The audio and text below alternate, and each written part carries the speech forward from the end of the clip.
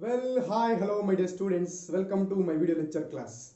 Right up to now, I uploaded video lectures on the topics motion in a plane.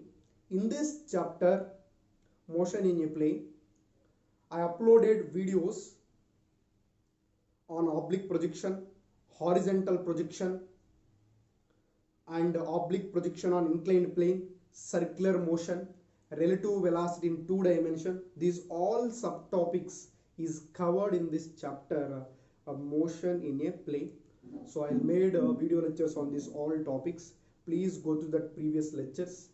Today we are going to start a new concept and a new topic. This is very important for the competitive exams like a JEE and NEET. So please follow lectures regularly and watch this lecture till the end. Definitely you learn some new concepts. So please watch the lecture till the end. Definitely you will get an idea about this lectures. Right, today we are going to start a new topic, a new chapter, Newton's laws of motion. Newton's laws of motion. Newton law of motion.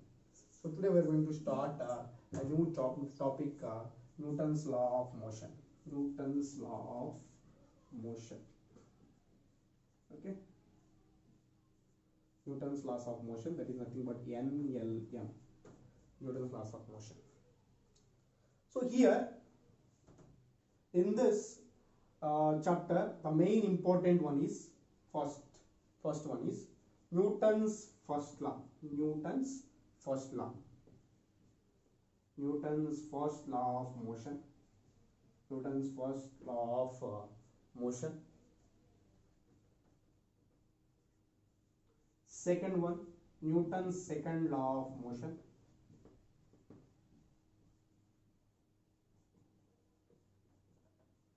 Third one, Newton's third law of motion.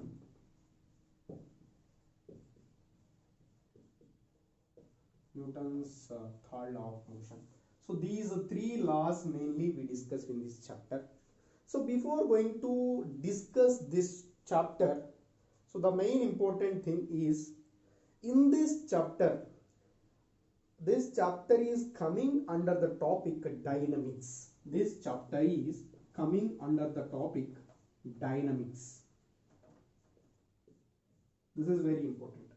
So generally up to now we discuss motion in a straight line, motion in a plane. These are all coming under the topic kinematics.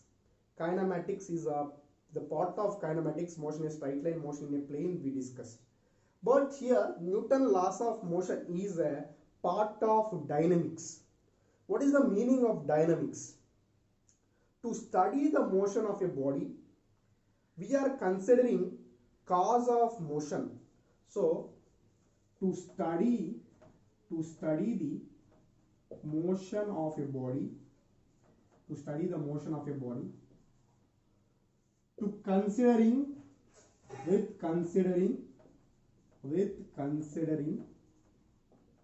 cause of motion, Okay. What is the definition for kinematics? Please go through previous lecture and watch it. You will get an idea about kinematics. So in the introduction lecture, I will discuss about kinematics. What is the definition of kinematics? Kinematics is a branch of mechanics which deals with study of motion of a body, without considering cause of motion. Is called kinematics. With considering cause of motion is called dynamics. What are the main causes of the motion of a body? The main cause of motion of a body is a force. Is it or not? Force is a major factor. Force is major factor for responsible factor for moving of a body. When we applying force on body, then only it is in motion. Without applying force, body doesn't in motion.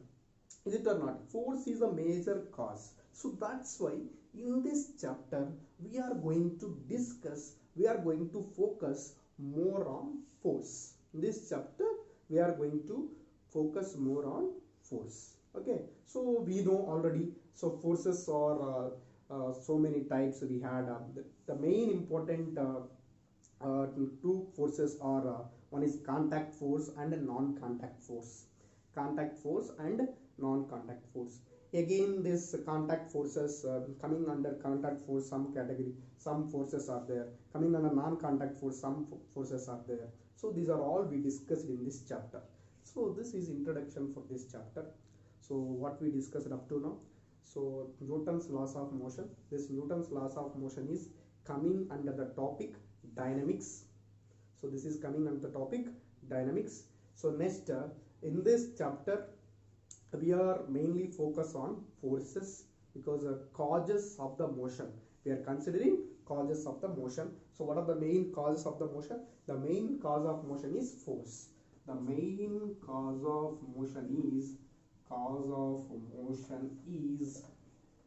a force.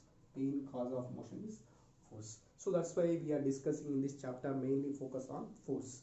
So right, so this is overall thing about introduction for this Newton's laws of motion.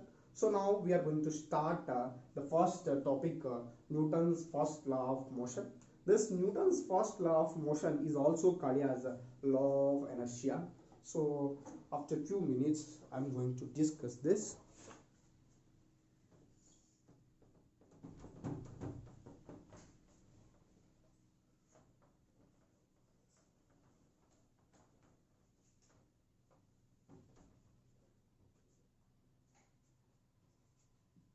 So Newton's first law or law of inertia.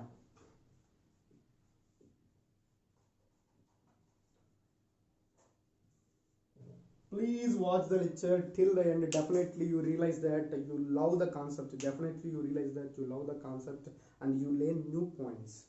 So here Newton's first law. What is the definition of Newton's first law? Generally we define that. For example, I'll consider this marker. If marker is at rest, now the marker is in rest position, because it does not change its position with respect to time. If any body does not changes its position with respect to time, that is called rest. That is nothing but rest. So here marker is at rest. So if a body is at rest, for example, I am applying force on this marker, it is going to be moved. So without applying force, it is moving. So it doesn't able to move forward or backward without applying force. So here the main definition is in simple terms, if your body is at rest, it's always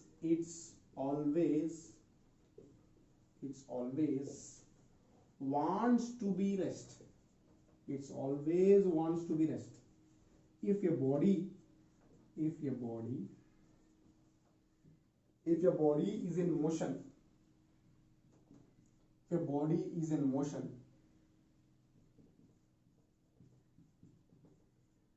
always wants to be in motion. It's always wants to be in motion.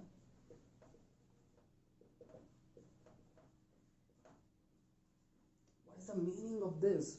If any body is in motion, it's always wants to be in motion. If any body is at rest, it's always wants to be rest. For example, I am in rest position, I am always wants to be rest position.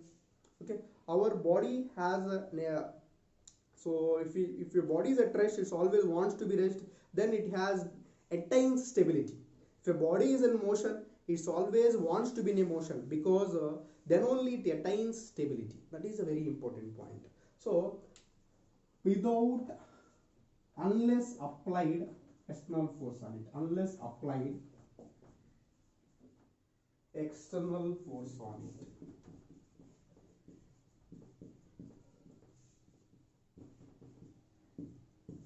okay, if any body is in motion, it always wants to be in a motion. If your body is at rest, it always wants to be rest. unless applied external force on it. This is very important. So if you applying external force, if moving body going to be stop. If you applying external force, rest body is going to be moving. So unless applied external force on it, if your body is at rest, it always wants to be rest. If your body is in motion, it always wants to be in motion. This is general definition for this Newton's first law. So in case of again we'll define like this also. The inability of a body, second definition, the inability of a body, the inability of a body to change state of rest, state of motion,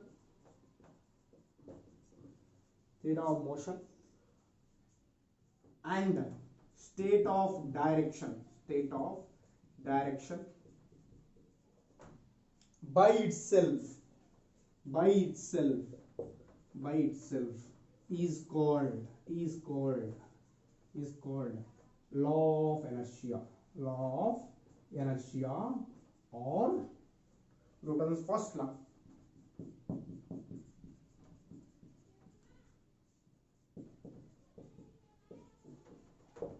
Newton's first law. So what is the definition? Second definition, the inability of a body, it doesn't having an ability to change its motion, it doesn't having an ability to change its direction, it doesn't having an ability to change its position of rest. So every body, it's always wants to be rest. If your body is at rest, it always wants to be rest. If your body is in motion, it always wants to be in motion. Is it or not? For example, if bike is moving on the road, suddenly I applied brakes. What will happen? What we observed here? Whenever bike is moving on the road, suddenly I applied brakes. It is not stop exactly. It moves somewhat forward, then only it stops. Is it or not? Otherwise, bicycle. So we are all riding bicycle now. So whether we are moving on a bicycle, I apply brakes. What will happen? It moves somewhat forward, then only it stops. It moves somewhat forward, then only it stops. It does not stop exactly at that position, because up to now cycle is in motion. That's why it's always wants to be in a motion. That's its nature. So up to now bike is in a motion. So that's why it's always wants to be in a motion. So we are applying brakes, it's not able to stop itself.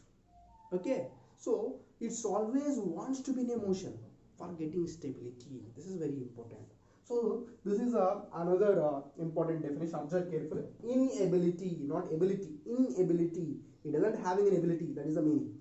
So it doesn't having an ability to change state of rest, to change state of motion, to change state of direction by itself.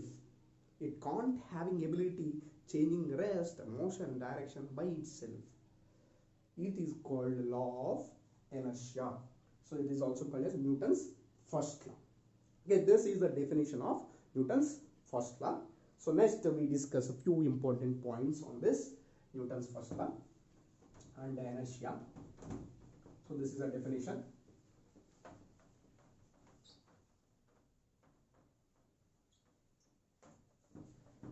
So in our surroundings, every object, if we consider any example, so that is coming under Newton's first law only. For example, chair is at rest because without applying force, it is at rest only. Whether we applying force, it is in motion. Marker is at rest because there is no applying force on it. Whether we applying force, it is in motion. That means it doesn't having an ability. Marker doesn't having an ability to change its position without applying external force. Okay. So inertia. Inertia is not a physical quantity. physical quantity. Inertia is not a physical quantity. It is a property. It is a property of a body. It is a property of a body. Property of a body. Property of a body. Property of a body. This is a property of a body. Inertia, this point is very important. Inertia is depends upon mass of a body, mass of the body. It depends upon mass of the body. It does not depends velocity of the body. It does not depends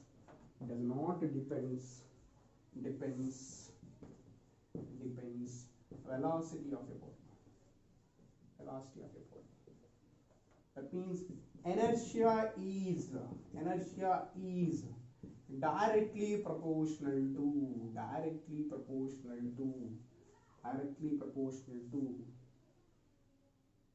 inertia is directly proportional to mass. Directly proportional to mass. Okay. Newton's first law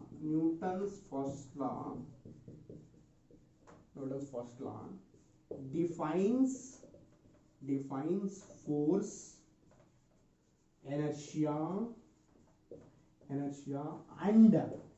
mechanical equilibrium.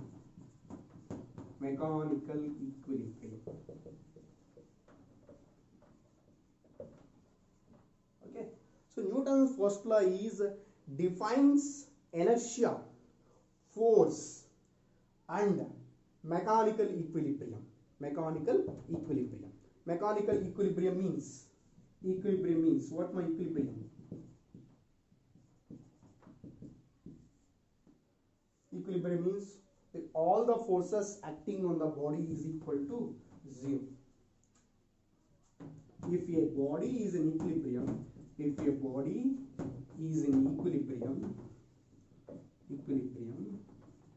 then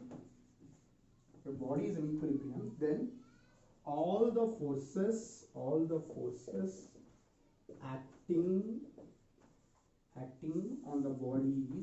acting on the body is 0. Okay, all the forces acting on the body is 0. Okay, if a body is in equilibrium, then all the forces acting on the body is equal to 0. So Newton's first law is defines inertia. Newton's first law is defines force. Newton's first law is defines mechanical equilibrium. So this is the major purpose of Newton's first law. So this is about today's session. Again, I'll come back with newer concepts and newer formulas and newer problems. So it's time to close my session. Thank you for supporting me. Thank you for encouraging me. Please watch my lectures. Follow my lectures. So if you had any doubt, please go through the previous lectures. So if you watch previous lecture, then only you got a clear idea about present going lectures. So thank you for supporting me. Thank you so much.